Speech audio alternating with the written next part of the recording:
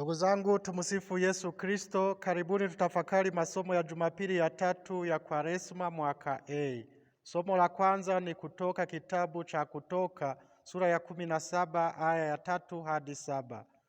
Somo la pili ni waraka wa Mtume Paulo kwa Warumi sura ya 5 aya ya kwanza hadi ya pili na aya ya 5 hadi ya 8. Na Injili ni ya Yohane sura ya 4 aya ya 5 hadi 42.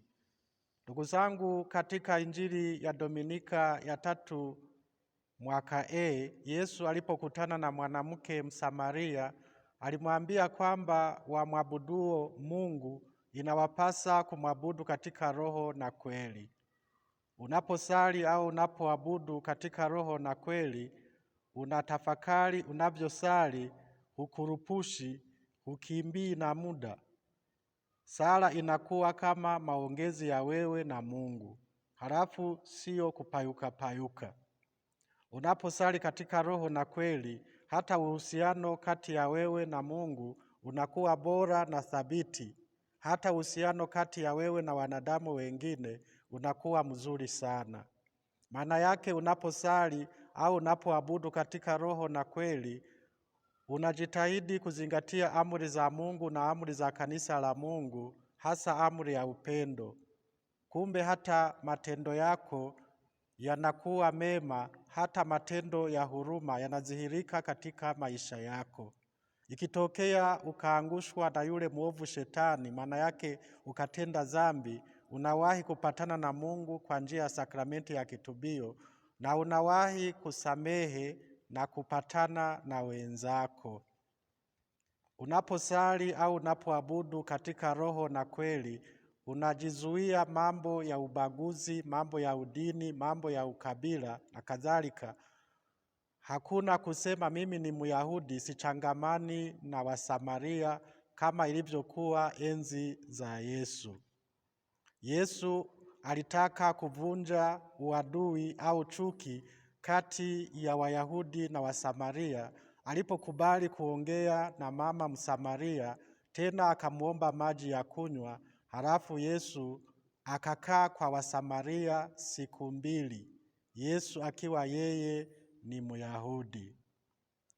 Ukisali au ukiabudu katika roho na kweli, na wewe pia utavunja mipaka ya kundi lako inayokuzuia kuongea na kuchangamana na kundi jingine. Yesu alivunja hata mipaka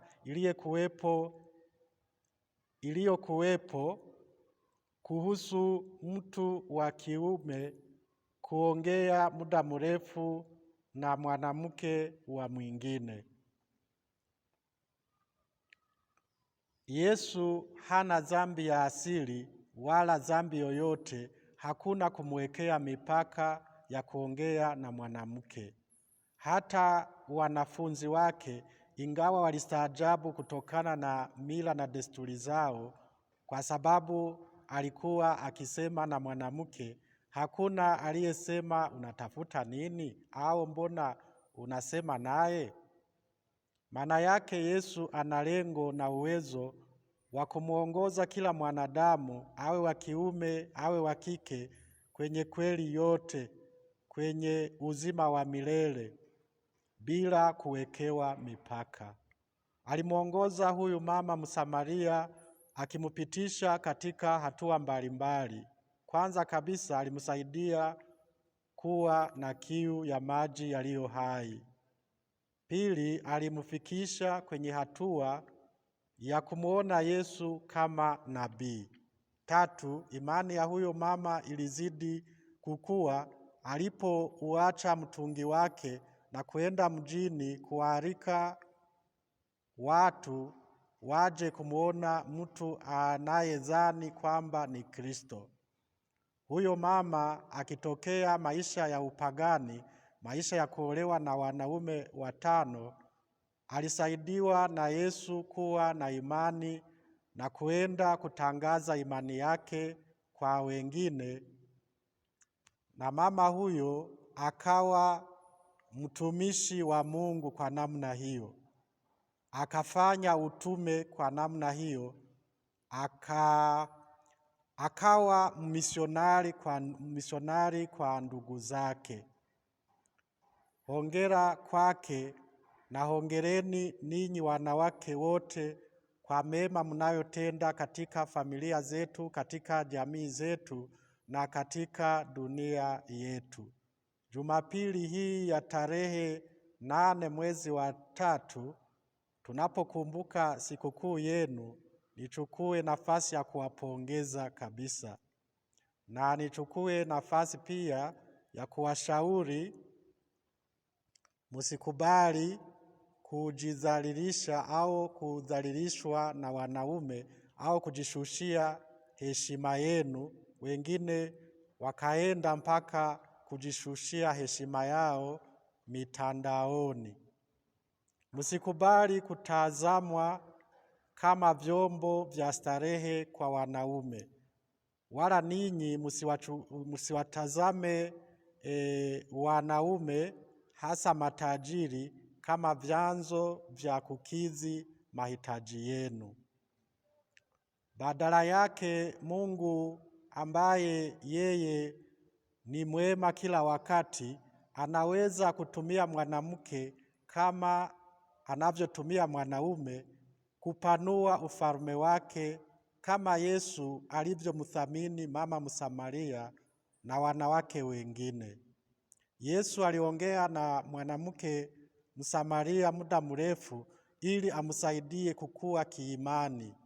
Je, wewe mwanaume wa leo ukiongea na mwanamke muda mrefu, unakuwa na malengo hayo ya Yesu? Una malengo ya kulinda heshima yake, kulinda utu wake, kumsaidia kuwa na maendeleo kimwili na kiroho, au unatafuta kumfanya chombo cha starehe zako na kumshushia heshima yake? Na wewe mwanamke wa leo, unapokubali kuongea na mwanaume muda mrefu, unatafuta faida zako? Bora ungemwacha ukiwa umemsaidia kujitambua, ukiwa umemsaidia kuona cheo chake katika familia na kumuinua kiroho na kumsaidia kulenga maendeleo ya familia yake kama nguzo imara. Wewe Mkristo, unapoongea na mtu mwingine wa jinsia yoyote, una lengo la kumsaidia kuendelea kiuchumi, kukua kimwili na kiroho, na kumsaidia kumwamini Yesu kama Mwokozi wake na Mwokozi wa ulimwengu. Tukisali au tukiabudu katika roho na kweli, hayo malengo yote tutayafanyia kazi na tutasaidiwa na neema ya Mungu. Tukisali au tukiabudu katika roho na kweli, tutavumilia hata masumbufu au changamoto yanayotokana na utume wetu. Hatutamnungunikia Mungu wala viongozi wetu wa dini, bali tutamwomba Mungu atusaidie katika shida zetu. Hatutaleta mateto kama yale ya wana wa Israeli walipokosa maji. Rejea somo la kwanza.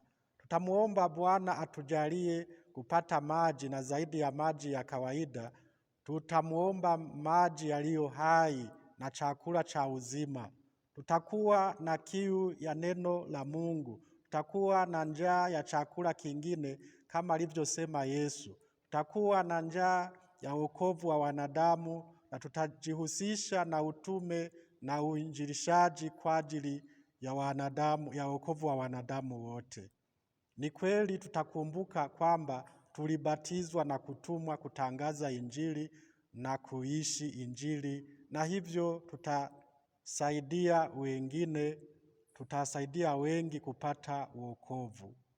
Kusali na kuabudu katika roho na kweli kutakufanya wewe uwe na kiu ya sakramenti zetu, hasa kitubio na Ekaristi Takatifu. Kumbe utashughulikia kwanza wokovu wako. Kusali katika na kuabudu katika roho na kweli kutakufanya wewe Mkristo uliyelegea na kuacha kutumia mapaji ya Roho Mtakatifu, kutakufanya uwe na kiu ya kuyaamsha rohoni mwako hayo mapaji ya Roho Mtakatifu na kuomba hata karama zingine kutoka kwa Roho Mtakatifu ili ushughulikie wokovu wako na wokovu wa wanadamu wenzako.